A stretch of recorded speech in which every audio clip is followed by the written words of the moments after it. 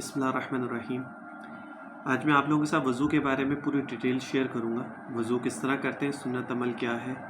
اس کی فضیلت کیا ہے، اور آپ صلی اللہ علیہ وسلم نے کس طرح وضو کیا ہے، دعائیں کون سی پڑھی جاتی ہیں، وہ ساری چیزیں میں آپ لوگوں کے ساتھ شیئر کروں گا تاکہ آپ لوگوں کو بھی سنت کے مطابق جو ہے وضو کے بارے میں پتہ چل جائے، ٹھیک ہے، اور آپ ویسے ہی وضو کریں جس طرح آپ صلی اللہ علیہ وسلم جو ہے وہ کیا کرتے تھے، جس طرح انہوں نے بتایا۔ سب سے پہلے قیامت کے دن جو ہے وہ اعضائے وضو نورانیت، یعنی جو آپ کے وضو اعضاء، جو ہاتھ، پاؤں، منہ، چہرہ جو وضو کرتے ہیں تو وہ اس دن روشن ہوں گے، چمک رہے ہوں گے، نورانیت ہوگی ان کے چہرے کے اوپر۔ راوی جو اس حدیث کے حضرت ابو ہریرہ رضی اللہ تعالیٰ عنہ وہ فرماتے ہیں کہ آپ صلی اللہ علیہ وسلم نے فرمایا میرے امتی قیامت کے دن بلائے جائیں گے، یعنی جب قیامت ہوگی اللہ تعالیٰ پکارے گا، وضو کے اثر سے ان کے چہرے اور ہاتھ اور پاؤں روشن ہوں گے۔ وہ کس وجہ سے ہوں گے؟ وضو کی وجہ سے۔ بس تم میں سے جو کوئی اپنی وہ روشنی اور نورانیت بڑھا سکے اور مکمل کر سکے تو ایسا ضرور کرے، اور یہ کس طرح ہوگا؟ وضو کی وجہ سے، ٹھیک ہے نا، تو وہ الگ ہی نظر آئیں گے، اور یہ حدیث جو ہے وہ صحیح بخاری مسلم کی ہے۔ اب وضو کا طریقہ کیا ہے پہلے میں وہ بتا دیتا ہوں آپ لوگوں کو۔ حضرت عثمان رضی اللہ تعالیٰ عنہ جو ہے وہ فرماتے ہیں کہ وہ راوی ہیں، انہوں نے ایک دن اس طرح وضو فرمایا۔ اب وہ وضو کر کے بتا رہے ہیں، ٹھیک ہے، اور وہ کہہ رہے ہیں کہ میں نے جس طرح بھی وضو کیا میں نے اسی طرح آپ صلی اللہ علیہ وسلم کو دیکھا وضو کرتے ہوئے۔ پہلے اپنے دونوں ہاتھوں پر 3 دفعہ پانی ڈالا، ٹھیک ہے، یعنی اپنے دونوں ہاتھوں کو رسٹ تک، یہ جو جگہ ہوتی ہے یہ رسٹ، یہاں تک 3 دفعہ میں نے جو ہے وہ اپنے دونوں ہاتھ دھوئے۔ پھر اس کے بعد 3 دفعہ کلی کی، 3 دفعہ ناک میں پانی لے کر اس کو اچھی طریقے سے صاف کر لیا، اور صاف کرنے کا طریقہ یہ الٹے ہاتھ کی چھوٹی انگلی ہوتی ہے، اس سے ناک صاف کی جاتی ہے۔ پھر 3 دفعہ اپنا پورا چہرہ دھویا، پھر اس کے بعد دانا ہاتھ کوہنی تک دھویا، یعنی سیدھا ہاتھ کو کوہنی تک، ایلبو تک اس کو دھویا، ٹھیک ہے، اور پھر اس کے بعد الٹا ہاتھ دھویا، اور پھر اس کے بعد سر کا مسح کیا۔ پھر دانا پاؤں 3 دفعہ دھویا، پھر اس کے بعد بایاں پاؤں 3 دفعہ دھویا۔ اس طرح پورا وضو کرنے کے بعد حضرت عثمان نے فرمایا کہ میں نے آپ صلی اللہ علیہ وسلم کو دیکھا کہ آپ نے بالکل میرے اس وضو کی طرح وضو فرمایا، یعنی حضرت عثمان فرما رہے ہیں کہ میں نے ایسے ہی آپ صلی اللہ علیہ وسلم کو دیکھا تھا وضو کرتے ہوئے، اور میں نے ویسے ہی وضو کیا۔ اور شاہ فرمایا کہ جس نے میرے اس وضو کی طرح وضو کیا پھر 2 رکعت نماز پوری توجہ کے ساتھ پڑھی، یعنی جب اسے نماز پڑھی تو اس کے دل میں کوئی دنیاوی خیال وغیرہ نہیں آیا، تو اللہ تعالیٰ اس کے پچھلے سارے گناہ جو ہے وہ معاف فرما دیں گے، ٹھیک ہے۔ اور یہ حدیث جو ہے یہ بھی صحیح بخاری مسلم کی حدیث ہے، یعنی حضرت عثمان نے وضو ویسی کہ جس طرح آپ صلی اللہ علیہ وسلم نے فرمایا، اور اس کے بعد پھر 2 رکعت نماز پڑھی، اور اس طرح کہ دل میں کوئی خیال وغیرہ نہیں آیا، دنیاوی خیال، پوری توجہ کے ساتھ پڑھی، تو اس کے پچھلے جتنے گناہ تھے اللہ تعالیٰ اس کو معاف فرما دیں گے۔ پھر اس کے بعد دعا کون سی پڑھی؟ اشہد ان لا الہ الا اللہ وحدہ لا شریک لہ واشہد ان محمدا عبدہ ورسولہ۔ آگے اور بھی دعا ہے، اللہم اجعلنی من التوابین واجعلنی من المتطہرین واجعلنی من عبادک الصالحین واجعلنی من الذین لا خوف علیہم ولا هم یحزنون۔ یہ سنت عمل ہے، یہ سنت دعا ہے، آپ صلی اللہ علیہ وسلم اس کے بعد یہ دعا پڑھا کرتے تھے، ٹھیک ہے۔ دعا میں آپ لوگوں کے ساتھ اسکرین پہ شیئر کر دوں گا۔ پھر اس کے بعد آپ صلی اللہ علیہ وسلم وضو کے بعد آپ نے فرمایا کرتے تھے سبحانک اللہم و بحمدک اشہد ان لا الہ الا انت استغفرک و اتوب الیک۔ پھر یہ دعا بھی پڑھتے تھے۔ دعائیں کافی ہیں جو آپ صلی اللہ علیہ وسلم جو ہے وہ وضو کے بعد پڑھا کرتے تھے، تو اگر آپ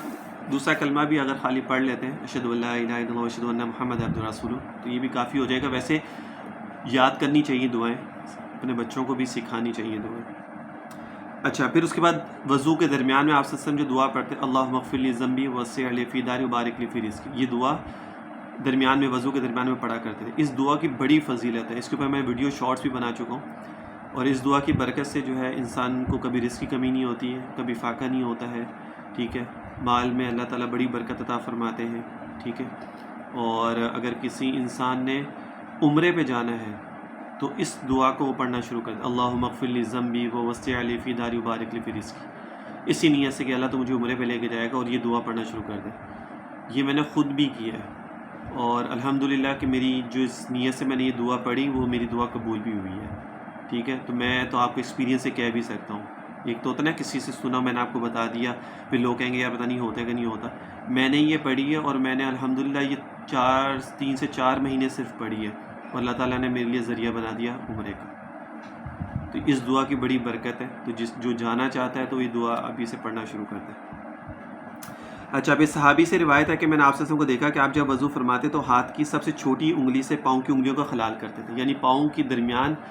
گیپ کم ہوتا ہے، تو وہاں پہ پانی سم ٹائم پہنچ جاتا ہے، سم ٹائم نہیں پہنچتا، تو اگر نہیں پہنچے گا تو وضو نہیں ہوگا۔ تو چھوٹی انگلی جو ہوتی ہے یہ والی، اس سے انگلیوں کا خلال ضرور کرنا چاہیے تاکہ اگر کوئی میل وغیرہ ہو تو وہ بھی صاف ہو جائے، اور اگر پانی وہاں تک نہیں پہنچا تو وہ پانی وہاں تک پہنچ جائے۔ حضرت انس سے روایت ہے کہ آپ کا طریقہ تھا کہ جب وضو فرماتے تو ایک ہاتھ سے پانی لے کر تھوڑی کے نیچے،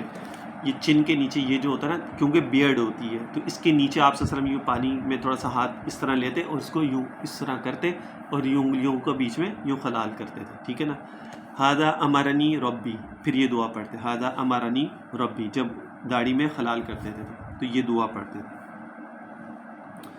اور فرماتے تھے کہ میرے رب نے مجھے ایسا کرنے کا حکم دیا ہے، یعنی جو داڑھی میں خلال کرنے کا، تو فرماتے ہیں کہ میرے رب نے مجھے ایسے ہی کرنے کا حکم فرمایا۔ وضو میں حضور پانی اچھی طرح استعمال فرماتے تھے، ٹھیک ہے، یعنی اس میں کمی نہیں کرتے تھے، لیکن اسراف نہیں کرتے تھے، یعنی بلا وجہ ضائع نہیں کرتے تھے، کیونکہ اس ٹائم یہ نلکے وغیرہ کا تو سین آئی تھنک نہیں تھا، تو وہ برتن سے ہی ڈالا کرتے تھے، تو برتن میں اتنی پانی ہاتھ میں لیتے تھے جتنی ضرورت ہوتی تھی۔ ابھی تو نلکوں کا یہ ہوتا ہے نا، ہم نلکا کھول کے کھڑے ہو جاتے ہیں، پانی بہہ رہا ہوتا ہے اور زیادہ بہہ رہا ہوتا ہے نا، تو اسراف ہو جاتا ہے۔ تو آپ صلی اللہ علیہ وسلم اس طرح نہیں کرتے، ٹھیک ہے۔ تو کوشش یہ کرنی چاہیے کہ جب آپ ایک آزاد ہو رہے ہیں، یعنی منہ دھویا پھر نلکا بند کر دیں، پھر منہ دھویا پھر نلکا بند کر دیں، پھر کونی دھو رہے ہیں تو پھر نلکا بند کر دیں، یعنی کہ جب آپ ہاتھ پھیر رہے ہیں چہرے کے اوپر یا کونی کے اوپر تو بیچ کا جو ٹائم ہے وہ جتنے بھی سیکنڈ کا اس میں پانی ضائع نہ ہو۔ سنت عمل یہی ہے۔ اچھا، وضو کی سنتیں اور اس کے آداب، اب میں آپ کو یہ بتا دیتا ہوں۔ حضرت ابو ہریرہ سے روایت ہے کہ آپ صلی اللہ علیہ وسلم نے فرمایا، اے ابو ہریرہ، جب تم وضو کرو تو بسم اللہ والحمد للہ، یعنی جب وضو کرنے سے پہلے بسم اللہ والحمد للہ یہ پڑھ لیا کرو، یہ دعا ہے وضو کرنے کی۔ اس کا اثر یہ ہوگا کہ جب تک تمہارا یہ وضو باقی رہے گا تو کرامن کاتبین جو ہیں، جو تمہارے کندھوں کے اوپر جو بیٹھے ہوئے فرشتے جو تمہارے اعمال لکھتے ہیں، تو وہ اس کے اندر نیکیاں لکھتے رہیں گے۔ اچھا، لقید بن صبیرہ رضی اللہ تعالیٰ عنہ راوی ہیں، وہ فرماتے ہیں کہ میں نے عرض کیا یا رسول اللہ، مجھے وضو کی یعنی یہ بتلایا کہ کن باتوں کا وضو میں مجھے خاص طور پہ اہتمام کرنا چاہیے۔ صحابی رسول کہتے ہیں کہ مجھے وہ چیزیں بتائیں کہ جس میں مجھے زیادہ اہتمام یا خاص خیال رکھنا چاہیے وضو کرتے ہوئے۔ آپ نے فرمایا ایک تو یہ کہ پورا وضو خوب اچھی طرح اور کامل طریقے سے کیا کرو، یعنی سنت کے مطابق پورا اچھے طریقے سے وضو کیا کرو جس میں کوئی کمی کسر نہ رہے، اور دوسرا یہ کمی کسر سے مطلب یہ کہ انسان ڈائریکٹ منہ نہ دھونے لگ جائے، یعنی صرف فرض پورے نہ کر لے، سنت جو ہے وہ بھی اس کو بھی پورا کرے، دعا بھی پڑھے، مسواک بھی کرے، اچھے طریقے سے کلی کرا تو غرارہ بھی کرے، اور اگر ناک میں پانی دار ہے تو ناک کو صاف بھی کرے، یہ پورا کامل وضو جو سنت کے مطابق ہوتا ہے۔ اور دوسرا یہ کہ ہاتھ پاؤں دھوتے وقت کسی انگلیوں میں خلال کیا کرو، اور دوسرا یہ کہ پہلا ہو گیا اچھی طریقے سے وضو کرو، دوسرا یہ کہ خلال ہو گیا پاؤں کا اور ہاتھ کی انگلیوں کا، تیسرا یہ کہ ناک میں پانی چڑھا کر ناک کو اچھے طریقے سے صاف کرو، لیکن جب روزہ ہو تو پھر نہ چڑھاؤ، کیونکہ اس سے پھر وہ حلق میں پانی چلا جائے گا تو وضو ٹوٹ جاتا ہے۔ اس طرح جب کلی کرے اس میں بھی غرارہ نہ کرے، کیونکہ وہ بھی اگر حلق میں پانی چلا گیا تو وضو ٹوٹ جائے گا۔ حضور اکثر خود ہی وضو کر لیتے، اور کبھی ایسا ہوتا کہ دوسرا آدمی اگر آپ کے ساتھ کوئی ساتھی صحابی ہوتے تو وہ پانی ڈالتے اور آپ وضو کرتے رہتے۔ اچھا، پھر اس کے بعد تیسرا چوتھا ٹاپک ہے وضو پر وضو کرنا۔ آپ سے بعض دفعہ ایک ہی وضو سے کئی نمازیں بھی پڑھ لیتے، اور بعض دفعہ ہر نماز کے لیے آپ الگ سے وضو کرتے تھے، اور وضو کے اوپر وضو کرنے پہ 10 نیکیاں انسان کو ایکسٹرا ملتی ہیں۔ اگر آپ کا وضو ہے اور پھر بھی آپ دوبارہ وضو کر کے نماز پڑھیں تو آپ کو 10 ایکسٹرا نیکیاں ملیں گی۔ اچھا، وضو کا مسنون طریقہ۔ اب سنت طریقہ کیا وضو کا؟ جو پہلے میں نے بتایا وہ تو وضو کا طریقہ ہو گیا۔ مسنون طریقہ کیا ہے کہ وضو کرنے والے کو چاہیے کہ وضو سے پہلے نیت کرے، نیت ضرور کرے، جس چیز کے لیے بھی، نماز کے لیے کر رہا ہے وضو تو نماز کی نیت کر لے، قرآن پڑھنے کے لیے کر رہا ہے تو قرآن کی کر لے، ذکر کی کر رہا ہے تو ذکر کے لیے کر لے، نیت ضرور کر لے۔ اچھا، اس سے ثواب جو ہے وہ بڑھ جاتا ہے، اس سے اور زیادہ ثواب ملتا ہے۔ وضو کرتے وقت قبلہ رخ کسی اونچی جگہ بیٹھے تاکہ پانی کی چھینٹیں نہ پڑیں۔ قبلہ رخ بیٹھے، اور اگر قبلہ رخ نہیں بیٹھ سکتا تو جس طرح ہے وہیں بیٹھ جائے، کیونکہ گھر اب ایسے بنتے ہیں کہ جہاں پر ان سب چیزوں کا بعض دفعہ تو انسان خیال کر لیتا ہے، بعض دفعہ رہ جاتا ہے نا، تو اس وجہ سے وضو کرتے ہوئے قبلہ رخ کسی اونچی جگہ بیٹھے تاکہ پانی کی چھینٹیں نہ پڑیں، پھر بسم اللہ پڑھ کر وضو شروع کریں۔ بعض روایت میں اس طرح ہے کہ پڑھے بسم اللہ العظیم والحمد للہ علی دین الاسلام، یہ بھی دعا ہے۔ تو بسم اللہ ایک دعا، بسم اللہ الرحمن الرحیم دو دعا، بسم اللہ والحمد للہ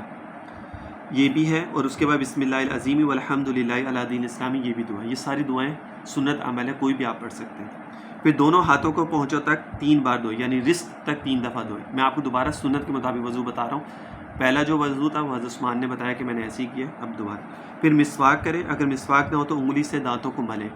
سیدھے ہاتھ کی طرف اگر انگلی سے کرنا ہے تو پھر انگوٹھے سے ہوتا ہے، اور الٹے ہاتھ کی طرف انگلی سے ہوتا ہے اگر مسواک نہیں ہے تو۔ اچھا، اور 3 دفعہ کلی کرے اور سارے منہ میں پانی پہنچ جائے، البتہ اگر روزہ ہو تو غرارہ نہ کرے کیونکہ وضو کے ٹوٹنے کا ڈر ہوتا ہے۔ پھر 3 بار ناک میں پانی چڑھائے اور بائیں ہاتھ سے ناک صاف کرے، اگر روزہ ہو تو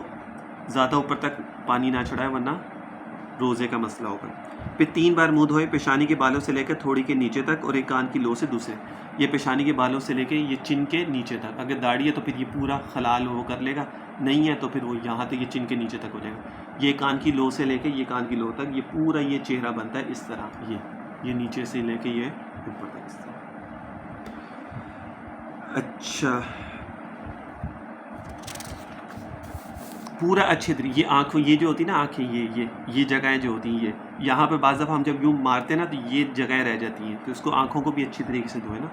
یہ پورا کامل وضو اسی طرح ہی ہوتا ہے، پورا ہو جاتا ہے۔ اچھا، چہرہ دھوتے وقت داڑھی کا خلال کرے اور داڑھی کے نیچے انگلی کو ڈال کر خلال کرے، جو میں نے پہلے بتا چکا ہوں۔ پھر 3 بار دانا ہاتھ کوہنی سمیت دھونے، پھر بایاں ہاتھ کوہنی سمیت دھوئے اور ایک ہاتھ کی انگلیوں کو دوسری انگلیوں کے خلال کرے، ڈال کر خلال کرے، یعنی جو اس طرح ہی ہوتا ہے نا، یہ اس طرح۔ عورت اگر انگوٹھی یا چوڑی جو کچھ پہنے ہوئے اس کو ہلائے کہیں سوکھا نہ رہ جائے، اور اگر ہاتھ میں آپ لوگوں نے کوئی یہ یہاں پہ کوئی چوڑی ہے یا کوئی کڑا پہنا عورتوں نے یا کوئی بھی چیز اس طرح کی پہنی ہوئی ہے کہ اگر وہ ٹائٹ ہے اور پانی وہاں پہ پہنچنا ہو سکتا ہے نہ پہنچے، تو اس کو ہلا لے تاکہ پانی آگے پیچھے پورا خشک نہ رہ جائے۔ اچھا، پھر ایک بار سارے سر کا مسح کرے اور اس کے ساتھ دونوں کانوں کا مسح کرے، کان کے اندر کی طرف کلمے کی انگلی سے اور کانوں کے اوپر انگوٹھوں سے مسح کرے، پھر انگلیوں کی پشت کی طرف سے۔ سر کا مسح جو ہے نا، ویسے تو جو ہم نے پڑھا تھا جب ہم پڑھتے تھے مدرسے میں اور یہ تب یہ بتایا جاتا ہے یہ 3 انگلیاں، اس کو یوں پورا یوں سر سے یوں پھیرے، یہ ہتھیلیوں کو پھر سائڈوں سے یوں لے کے آئے، پھر یہ انگلی شہادت والی ہے، پھر یہ پورا کانوں کے اندر پورا یوں گول گول اس کو گھما کے اچھے طریقے سے، یہ انگوٹھے اس کو یوں پیچھے سے یوں کرے، یہ اوپر کا حصہ ہے اس کو پیچھے گردن کے یوں پھیلے، بس یہ پورے سر کا مسح اس طرح ہوتا ہے، ٹھیک ہے۔ لیکن پھر میں نے بعد میں ایک اور جگہ بھی سنا کہ یہ 3 انگلیوں والا سسٹم نہیں ہے، یہ پورا سر کا یوں آپ پورا یوں پھیر سکتے ہیں اس طرح، اور پھر اس کے بعد یوں کان کو یہ سارا جو میں نے آپ کو جس طرح بتایا تو یہ بھی ہے، ٹھیک ہے نا۔ تو آپ اس طرح بھی کر لیں گے تو آپ کا ٹھیک ہو جائے گا، کوئی مسئلہ نہیں ہے۔ پھر دانے پاؤں ٹخنے سمیت 3 بار دھوئے، پھر اس کے بعد سیدھا پاؤں پورا دھو لیں اور پھر الٹا پاؤں پورا دھو لیں، اور انگلیوں کا خلال جو میں نے آپ کو بتایا چھوٹی انگلی سے اس کو خلال کر لیں تاکہ اندر کی جگہ جو ہے وہ ڈرائی نہ رہ جائے۔ یہ ہو گیا پورا مسنون، ٹھیک ہے۔ مسنون جو وضو ہے وہ پورا سنت کے مطابق یہ اس طرح ہوتا ہے۔ پھر اس کے بعد آپ دعا پڑھ لیں جو میں نے آپ لوگوں کو پہلے بتائی بھی ہے۔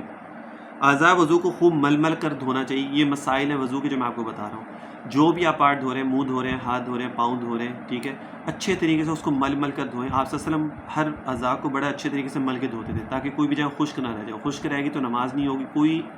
جو بھی اعمال ہیں جس کے لیے وضو ضروری ہوتا ہے وہ نہیں ہوں گے۔ وضو مسلسل کرنا چاہیے، یعنی ایک وضو دھونے کے بعد دوسرے اعضاء کو دھونے میں یعنی گیپ نہیں دینا چاہیے، یعنی منہ دھویا اس کے بعد پھر یہ نہیں کہ 2-3 منٹ بیٹھے ہوئے آرام سے، ایسا نہیں۔ منہ دھویا اس کے بعد پھر آپ اپنے ہاتھ دھوئیں،